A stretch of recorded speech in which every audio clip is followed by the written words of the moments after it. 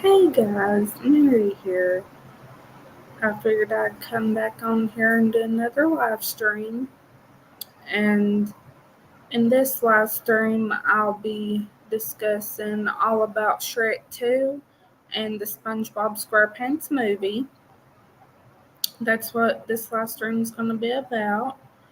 And everything, and I hope that y'all enjoy and everything.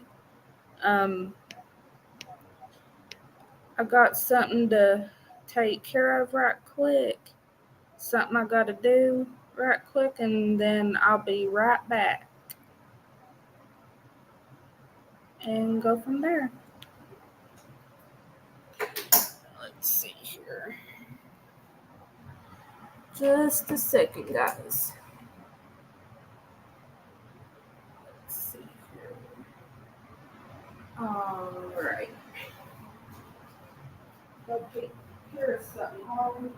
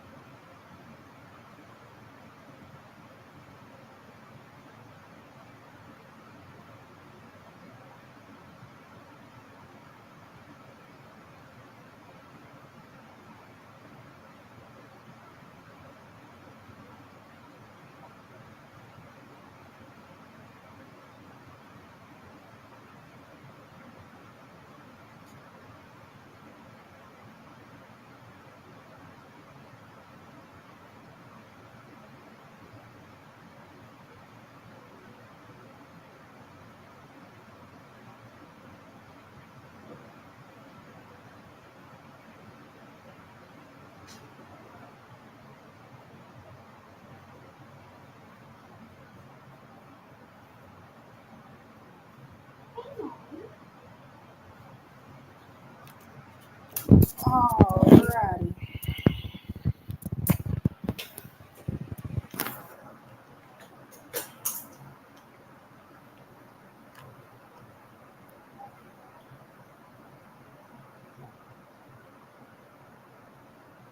Alrighty, guys, I'm back.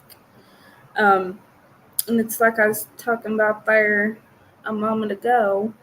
Instead, the live stream's going to be about where I discuss all about Shrek 2 and the SpongeBob SquarePants movie.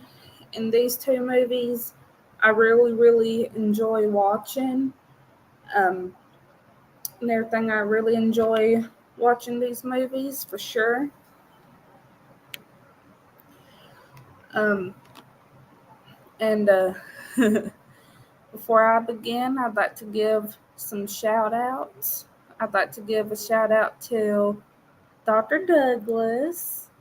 I'd like to give a shout out to Amy from Home Health. And I'd like to give a shout out to ArieVat33. And I'd like to give a shout out to Artec. I'd like to give a shout out to Kroger.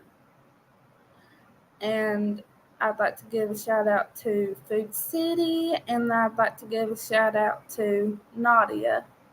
Nod. Alrighty, here we go. Newlyweds Shrek and Princess Fiona return from their honeymoon to find they have been invited by Fiona's parents to a royal ball to celebrate their marriage. Fiona convinces a reluctant Shrek that they should accept, and they travel to the kingdom of far away with Donkey in tow. They meet Fiona's parents, King Harold and Queen Lillian, who are shocked to see the ogres, with Harold particularly repulsed. At dinner, Shrek and Harold get into a heated argument, and Fiona, disgusted at their behavior, locks herself away in her room. Shrek worries that he is losing Fiona, particularly after finding her childhood diary and reading that she was once infatuated with Prince Charming.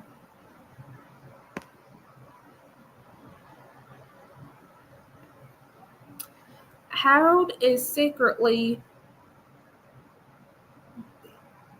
reprimanded by the fairy godmother who had arranged with Harold for her son Prince Charming to marry Fiona. She orders Harold to get rid of Shrek or else lose his own happy ending, so Harold arranges for local outlaw Puss in Boots to assassinate the ogre.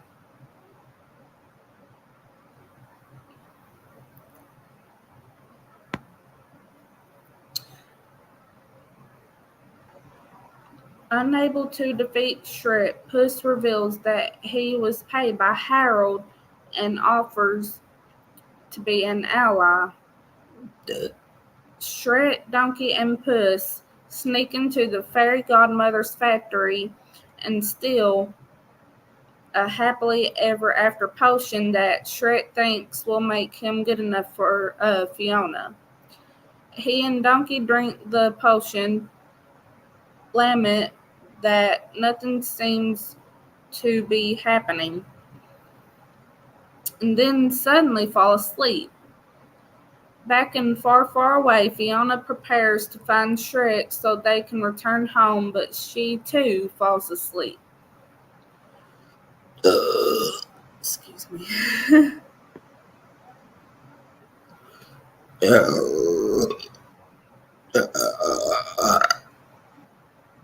Oh.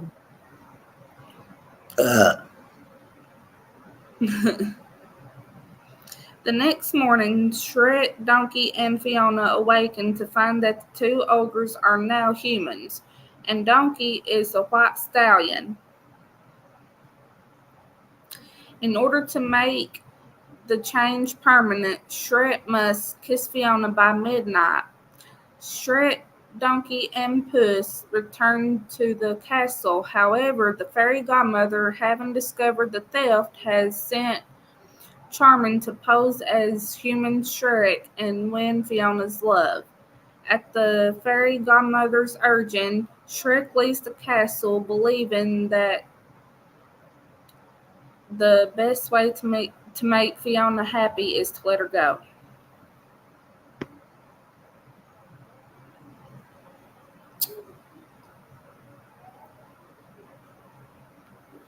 Fiona is skeptical of Charming, therefore, to ensure the two will wed, the fairy godmother gives Harold a love potion to put into Fiona's tea. This exchange is overheard by Shrek, Donkey, and Puss, who are arrested by the royal knights after Donkey inadvertently exposes them. Plot of Royal Ball begins. The fairy tale creatures whom Shrek and Donkey had met during their previous adventure arrive at the dungeon and rescue the trio. They all storm the castle with the help of a monstrous living gingerbread man created by the Muffin Man.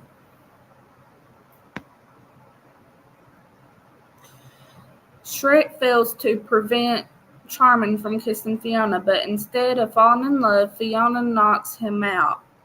Harold reveals that he swapped Fiona's tainted teacup with his own, unable to go through with the plot. Enraged, the fairy godmother tries to strike Shrek with the spell from her magic wand. Harold jumps in front of it, reverting into the Frog Prince. The rest of the spell hits the fairy godmother, causing her to evaporate into bubbles. With the fairy godmother gone, Harold apologizes, admitting to using the happily ever after potion years earlier to gain Lillian's love. He approves Shrek and Fiona's marriage, while Lillian assures Harold that she still loves him. As the clock strikes midnight, Fiona declines Shrek's offer to remain human, and they revert into ogres, while Donkey also returns to normal. In a mid-credits scene, Dragon, who had previously married Donkey, reveals that they now have several dragon-donkey hybrid babies.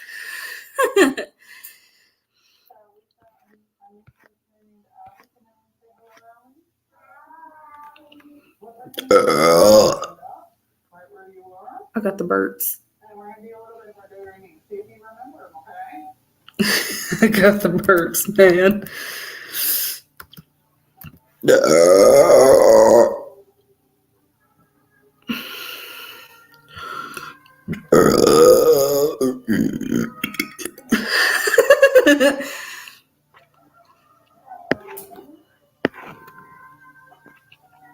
Let's see here.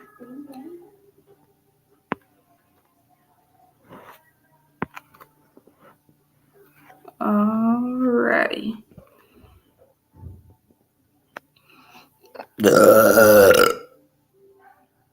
I got the burps.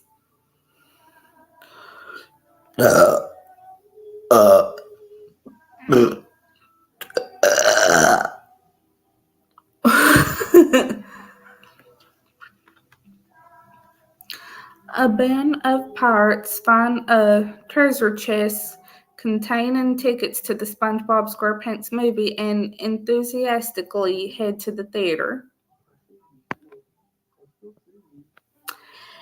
In the underwater city of Bikini Bottom, Eugene Krabs opens a second location of his popular restaurant, the Krusty Krab, next door to the original. His positive fry cook, SpongeBob SquarePants, hopes to be made manager of his second establishment. However, Krabs instead chooses an apathetic cashier, Squidward Tentacles, explaining to SpongeBob that as a kid, he is too immature to handle the job. Despondent, SpongeBob heads to the Goofy Goober ice cream parlor, where he and his best friend Patrick Star overindulge in ice cream. Meanwhile, Krabs' rival, Plankton, owner of the unpopular Chum Bucket, puts Plan Z into effect. He steals King Neptune's crown and sends it to Shell City and frames Krabs for the crime.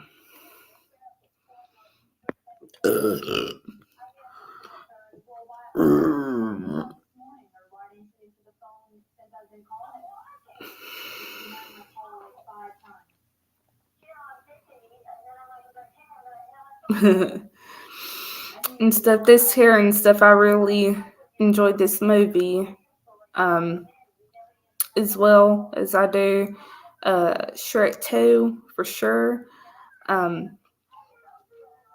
everything. They're two movies and stuff. It's two of my favorites, and I've watched these movies ever since I was real little and everything, and I could watch them over and over and over.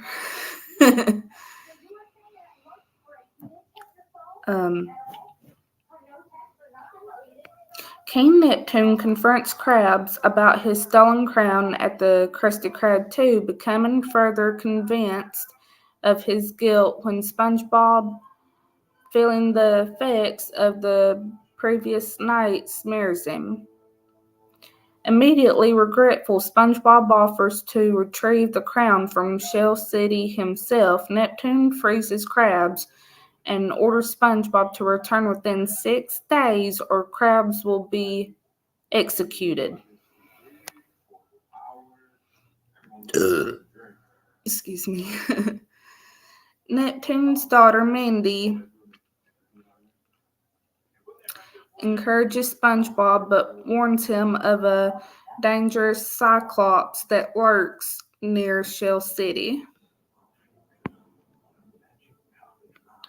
SpongeBob and Patrick head for Shell City in the Patty Wagon, a Krabby Patty-shaped car stored underneath the restaurant. Immediately upon leaving Bikini Bottom, they are carjacked. They follow the thief to a dive bar where they cause a scene by blowing bubbles in the bathroom, but manage to escape with the car.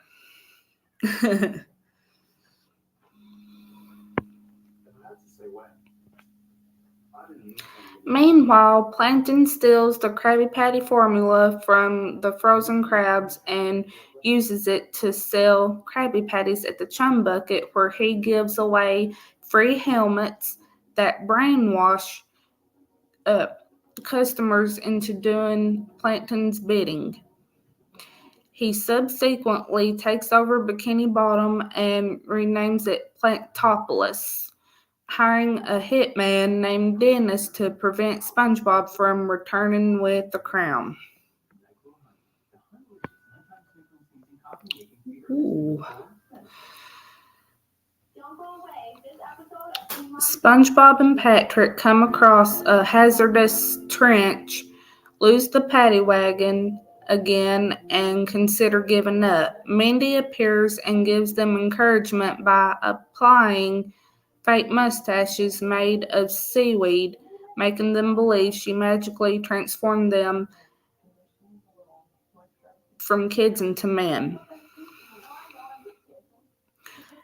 With newfound confidence, the two successfully cross the trench, but run into Dennis on the other side. He pulls the mustaches off and prepares to crush the pair with his giant boot, but is himself stepped on by a bigger boot, which belongs to the Cyclops, who takes SpongeBob and Patrick away.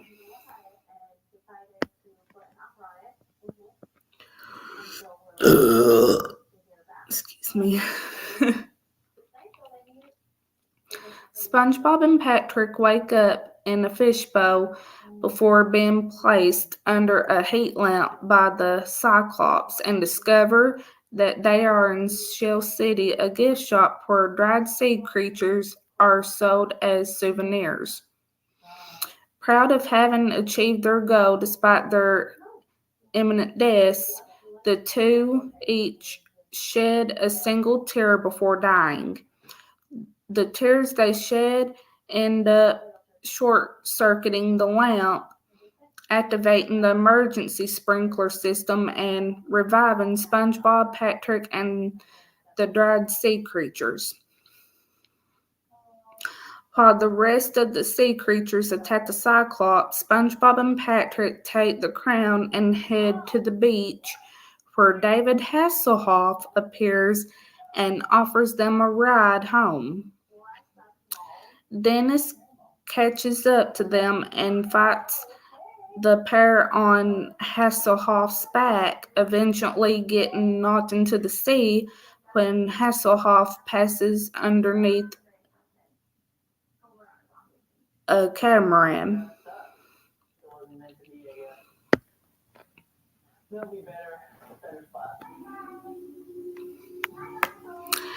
Back at the Krusty Krab 2, Neptune arrives to execute Krabs, but SpongeBob and Patrick return with the crown just in time. Plankton drops a mind control helmet on Neptune and surrounds SpongeBob, Patrick, and Mindy with his army of slaves. SpongeBob, embracing the fact that he's accomplished so much despite being a kid, uses the power of rock and roll to play Goofy Goober Rock, freeing Neptune and the citizens of Bikini Bottom from Plankton's control. Plankton is arrested, Neptune unfreezes Krabs, and SpongeBob is made manager of the Krusty Krab 2. In a post-credits scene, an usher informs the pirates that the film is over and orders them to leave the theater. Alrighty, guys, that's going to be it for this live stream, and I'll be back again as soon as I can.